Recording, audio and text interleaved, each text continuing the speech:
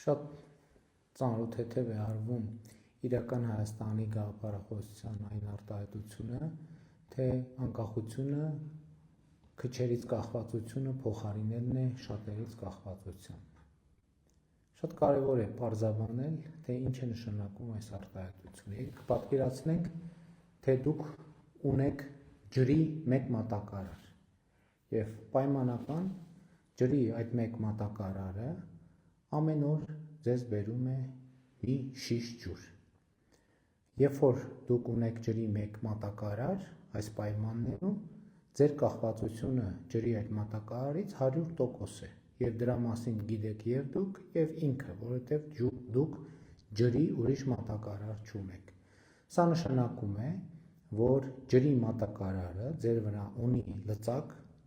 օրինակ գնային առումով նա կարող է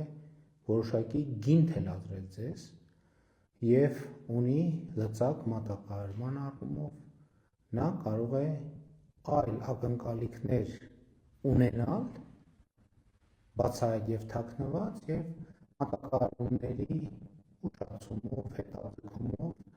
որոշակի լուծումներ պարտադրել ձեզ։ Եվ կա նաեւ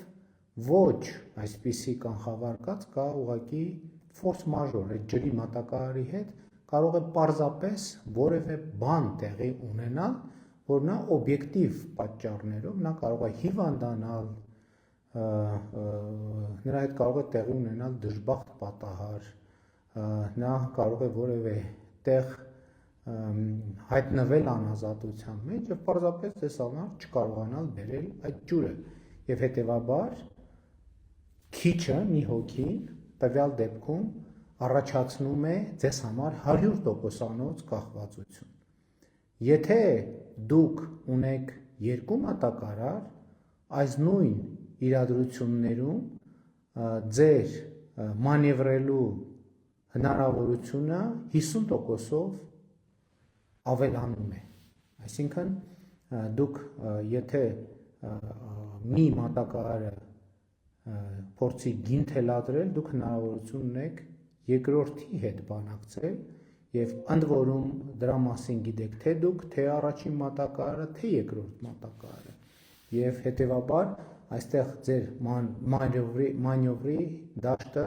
որոշակիորեն մեծանում է եւ ձեր անկախության աստիճանը որոշակիորեն մեծանում է։ Եթե ջրի մի մատակարարի հետ ֆորս մաժոր դժբախտ պատահար անկանխատեսելի իրավիճակ տեղի ունենա, դուք կարող եք ձեր ակնկալած ջուրը ստանալ երկրորդ մատակարարից։ Եթե այս նույն իրավիճակում դուք ունեք 3 մատակարար, այս դեպքում ոչ միայն ձեր անկախության աստիճանը մեծանում է, այլ դուք լրացուցիչ լծակներ եք ստանում, որովհետև եթե նախկինում ձեր մի մատակարարը կարող էր գնի հետ կապված ակնկալիքներ ունենալ, այսինքն մտածել, որ կարող է բարձրացնել ձեր գինը, այս դեպքում արդեն լծակը ավելի շատ հայտնվում է ձեր ձեռքում, որովհետև դուք կարող եք 3 մատակարարների հետ բանակցել գնի շուրջ, նրանց մոտ առկա այն մտավախությունը օգտագործելով, որ գուցե թե դուք որպես գնորդ հրաժարվեք իրենից եւ աշխատեք մյուսների հետ։ Եվ սա հետեւաբար ձեր անկախությունը էականորեն մեծացնում է։ Եվ այս բոլոր պարամետրերով ձեր անկախությունը առաջինը գնային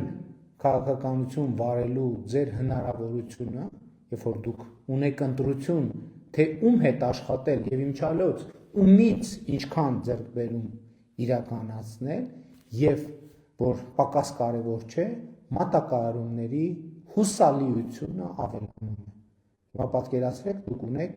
մեկի փոխարեն ոչ թե 3, այլ 4, 5, 6, 7 մատակարար։ Այդ դեպքում վստահաբար